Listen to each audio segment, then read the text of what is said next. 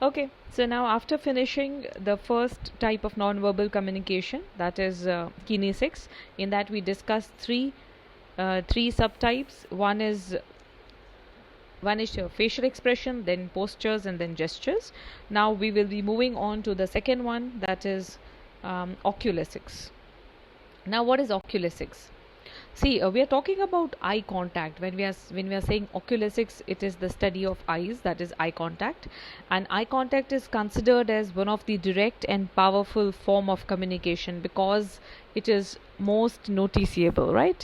Obviously, see, when you're talking to somebody, first thing you are going to do is try and maintain the eye contact. You will not try and see here and there on the face or other parts of the body, because sometimes it is considered as obscene and unacceptable and disrespectful. That's why whenever you talk to a stranger or whenever you talk to anybody, right, first thing you're going to do is try and maintain the eye contact. So that's why eye contact is a type of non-verbal communication, because whether you avoid the eye contact or you maintain the eye contact, everything is going to convey a meaning. So if you are trying to avoid the eye contact, then what happens is, why would you avoid eye contact? First thing, you are shy, right? Second thing, you have committed something, some activity, exercise, or some disrespectful thing. That's why you're not able to maintain eye contact.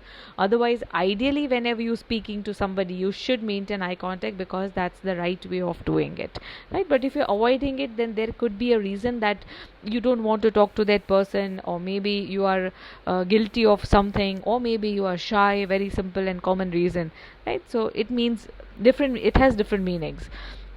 That there is something called gazing somebody, looking at somebody, and then there is something called mutual gaze. Because when you're looking at somebody and trying to have a conversation or trying to make a conversation, and if the other person is not doing it, then what happens? You feel, no, that they are not respecting you enough by not looking at you, right?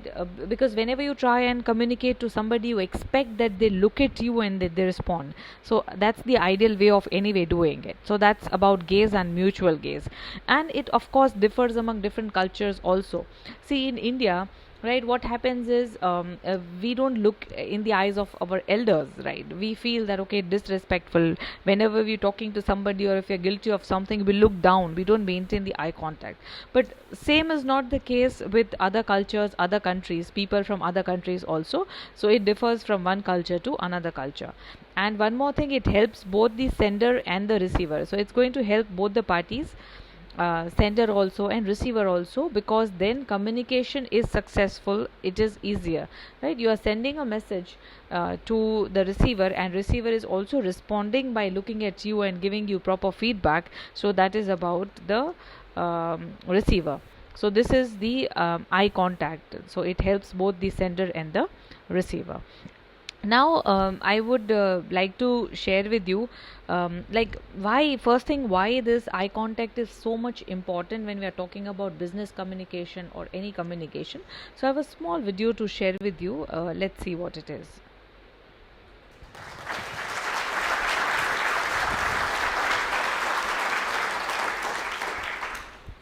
Did you know that you could ask a stranger 36 questions and then look them in the eyes for 4 minutes and you might fall in love? Over 20 years ago, psychologist Arthur Aaron set out to do just that. 2 strangers in a lab, sitting across the table from each other, asking each other increasingly vulnerable questions that ended with 4 minutes of uninterrupted, quiet eye contact. This experiment and its supplemental research was done because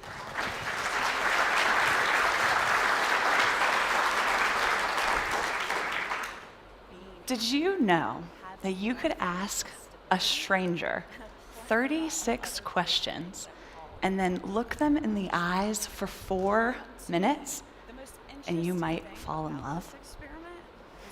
Over 20 years ago, psychologist Arthur Aaron set out to do just that.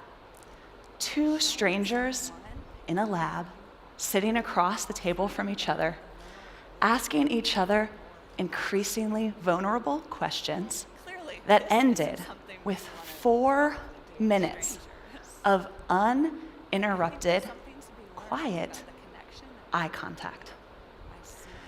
This experiment and its supplemental research was done because having intimate, vulnerable relationships in our lives has been linked to living longer, being happier, having more financial stability, and a plethora of other great things that we all want in our lives. Now, to me, the most interesting thing about this experiment was the 4 minutes of uninterrupted eye contact. Showing someone who you are, offering them a vulnerability through your eyes.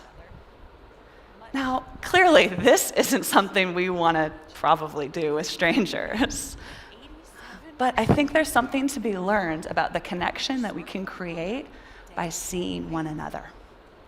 Now, looking and seeing are 2 totally different things. Looking, it's passive. Seeing is active.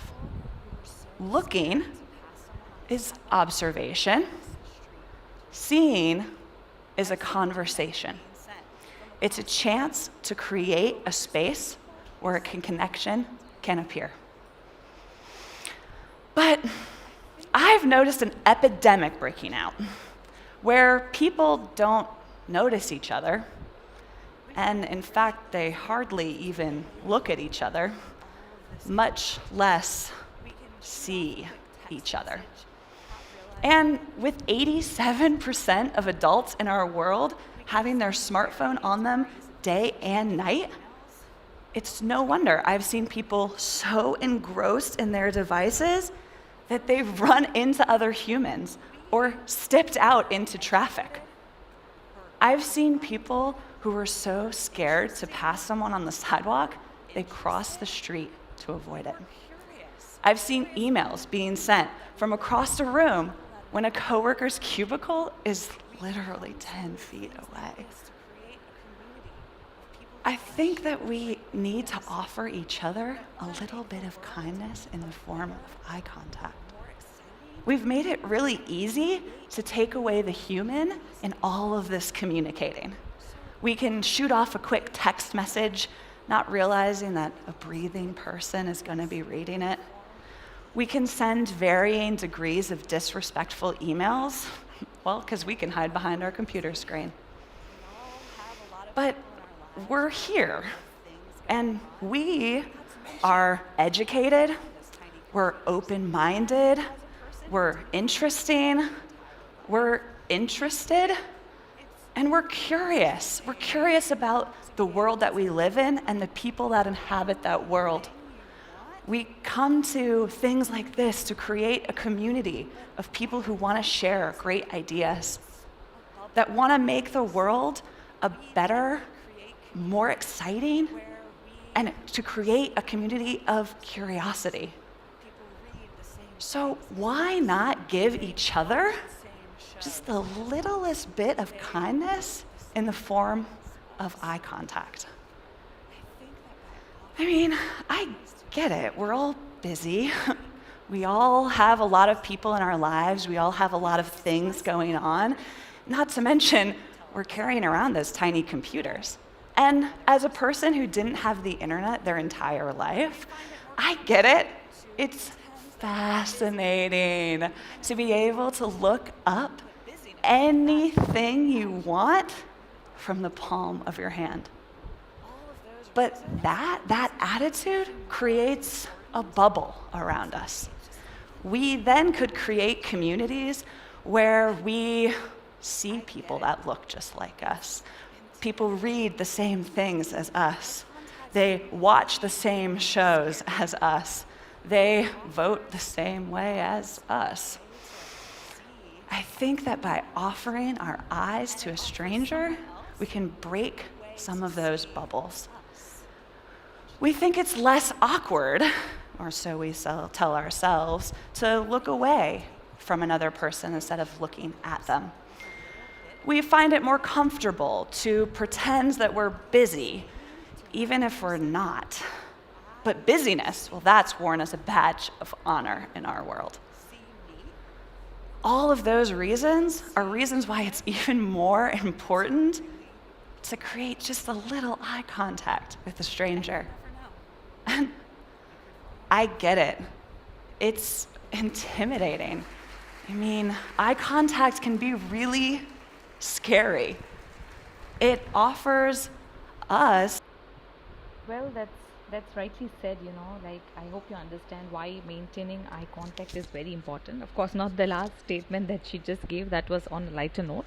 But otherwise, it is very essential to maintain the eye contact. Even when you want to become successful at your workplace, there are people who are not who are like introverts, who just like to be with themselves, who like to just do their work. They are very knowledgeable, they are experts in their own work, and they just want to continue with their own life, the work which they are doing. Like they are not socialites, they want to avoid making social interactions and maintaining eye contact, because they're not meant for that. So for those kind of people, it's not that they don't become successful, but yeah, definitely it is much challenging, to share about your achievements, to share what is your requirements, what are your what is that you wish for.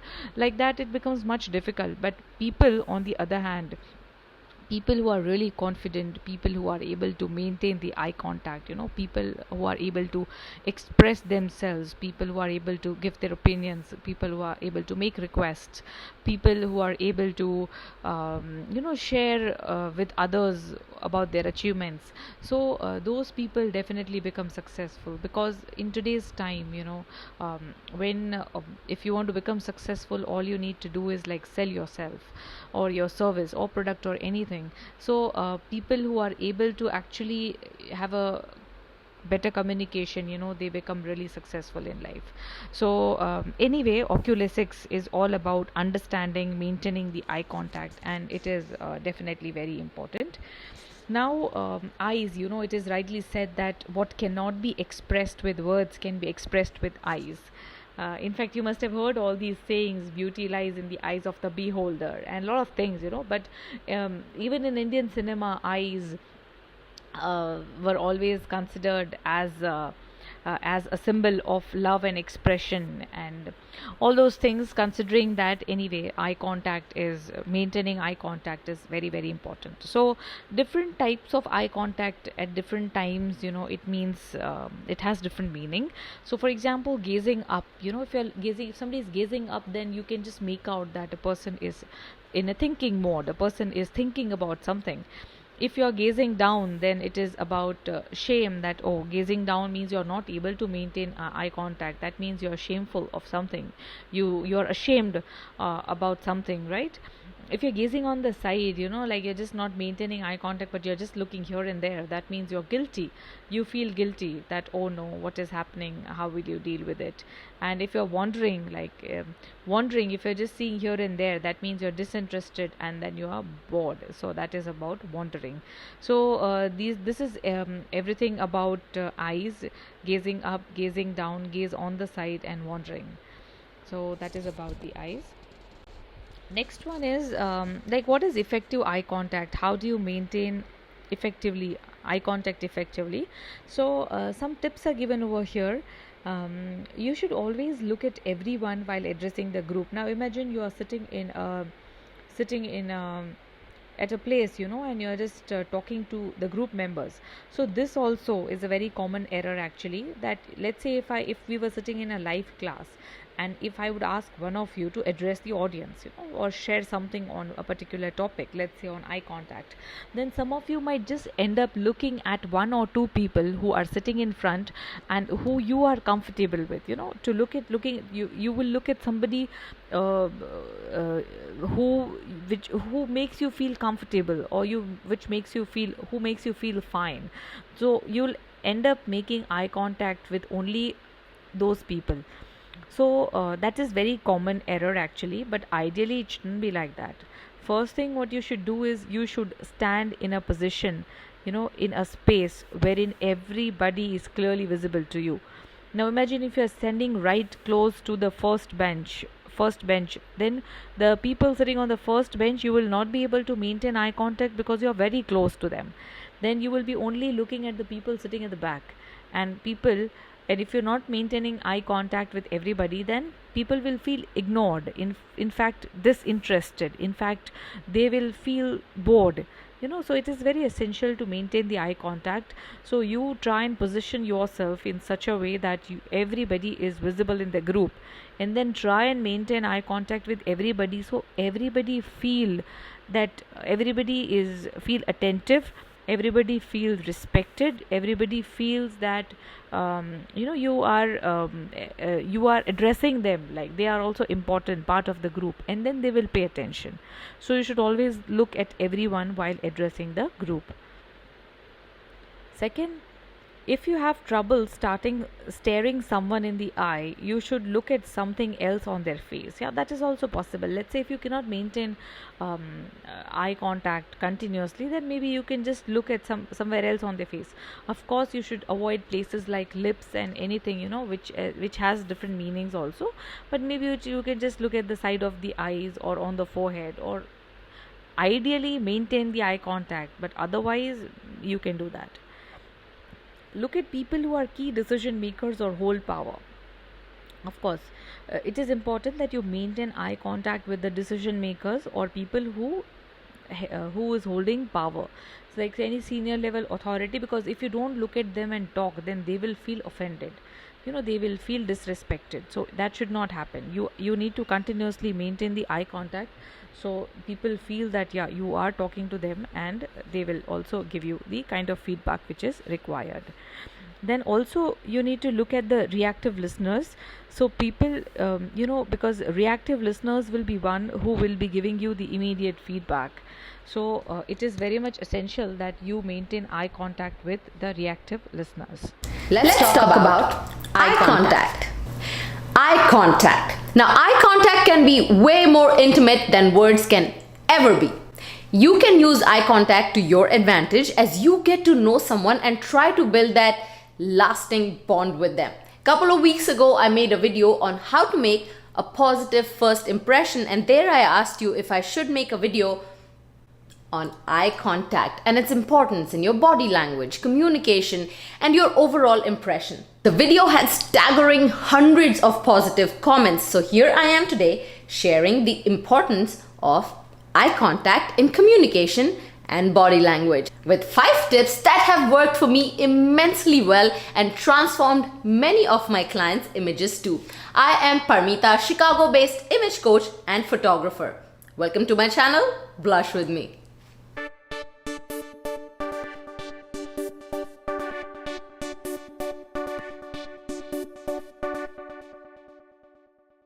Maintaining an appropriate amount of eye contact is beneficial to any relationship, including those with your children, friends, colleagues, partners, and even clients. Now, this is not one of those videos that tells you if you're looking to your top right, you are thinking. If your eyes are to your top left, you are lying. If they're down, no, this is not one of those. This is purely to help you become that unforgettable, confident person who knows what they want and how to get it using appropriate eye contact rules that always succeed. So tip number 1 is power gazing. Now, what is power gaze? The basic principle of power gaze is to lock eyes with the other person and gaze intently into them. Even without words, this can be devastatingly powerful in making the other person feel that you should be believed and that you are superior. Now, do not stare when you're trying to do the power gaze. About 7 to 8 seconds at a stretch is enough. Look away briefly and reconnect. Watch this video clip for reference. And also remember not to squint when you're doing it. I have noticed this very often where people think they're doing the power gaze, but they're actually coming across aggressive. And that happens when you start squinting a little. See the difference between power gazing and squinting.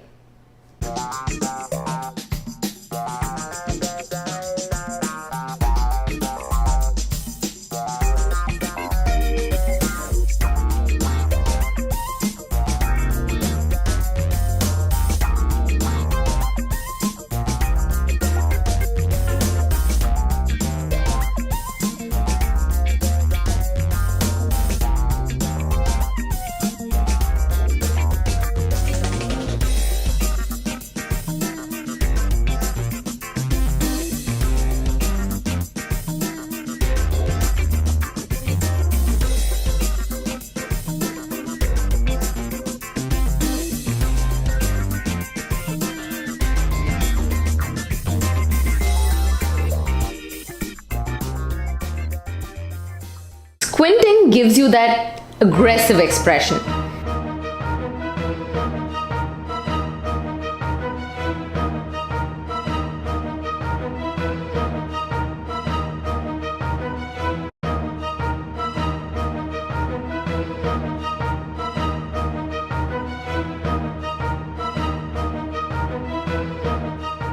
Try to keep a more even, steady gaze directly into the other person's eyes. Now, the trick to use if you find gazing into another person's eyes intimidating is to look at the bridge of their nose, right between their eyes. This is possible if the other person has a very strong personality, and it can be intimidating, right? But looking at the bridge of their nose will make the other person think that you are looking straight into their eyes, while in reality, you are not. Also, try to reduce your blink rate. This should happen naturally if you're concentrating on the other person, and it will exclude any distracting thoughts. Also, keep your head still. This is very important. A constant moving head shows anxiety, while a non-moving head indicates focus and close attention. Right? No? Yeah? Stop it, Paramita.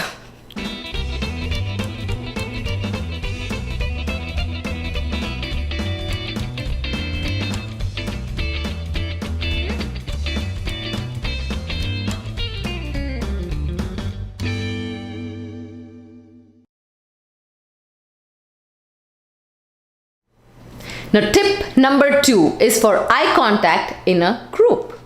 7 to 8 seconds of power gaze is great for one-on-one communication, but 3 to 5 seconds is common in a group communication. So when you're in a group setup and there are a few people around you, make sure each one of them, or at least in each direction, you focus for at least 2 to 3 seconds. This way you'll make sure everyone gives you that undivided attention.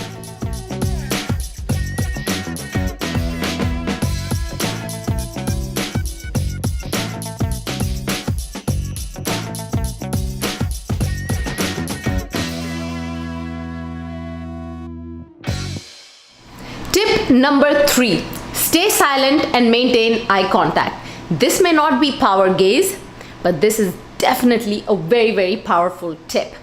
So when you stay silent and maintain eye contact even after the other person is done answering, this will prompt them to give you more information. Try it. Like seriously, when the other person is done answering, continue to give them that gaze, continue to look into their eyes with interest. The other person will want to tell you more. This shows that you are interested in the conversation. This also prompts the other person to give you more information than you even expected. Tip number 4 is yet another very, very effective eye contact tip.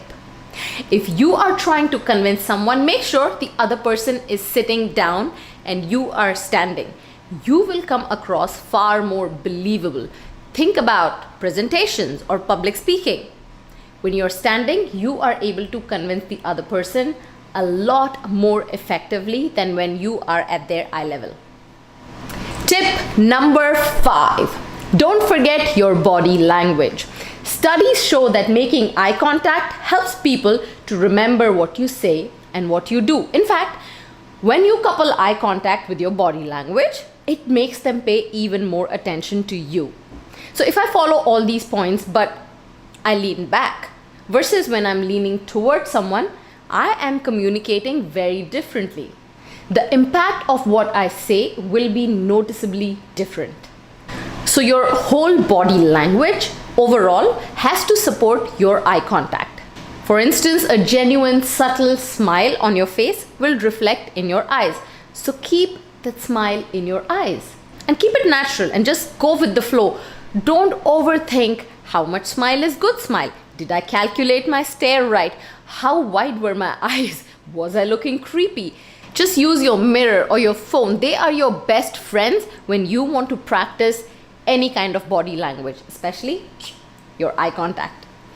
Where and how we use our eyes is an extremely potent form of human communication. Practice these tips, guys. These will add to the transformation of your overall image. If you agree with me, then write it in the comments below. If you are seeking more personalized attention for an image makeover, then email me for a one-on-one consultation to be able to help more people. I will release my ebook really soon and I'm very excited about it, for which I actually need more inputs from you guys, which is why comments are so important. The most requested topics will get covered in the book, which means a lot more people can get the benefit of my theories to develop the personality you always wanted. I do host workshops and travel for positive image makeovers and body language for groups. So if you're looking for a more meaningful get together with your friends that will actually transform you by the end of the day, then please look up for more information in my website. For work, you can reach me on my email that's also mentioned in my description below. Before you go, please hit the subscribe button. On Instagram, I have 2 accounts, one for my regular feeds related to image, photography, body language, and a lot more. And the second one is for my events to help empower more and more women, influencers, and women-owned brands around the world. It's time for me to go now, but you keep up the eye contact and flourish. I will see you next Thursday right here. Until then, blush with me.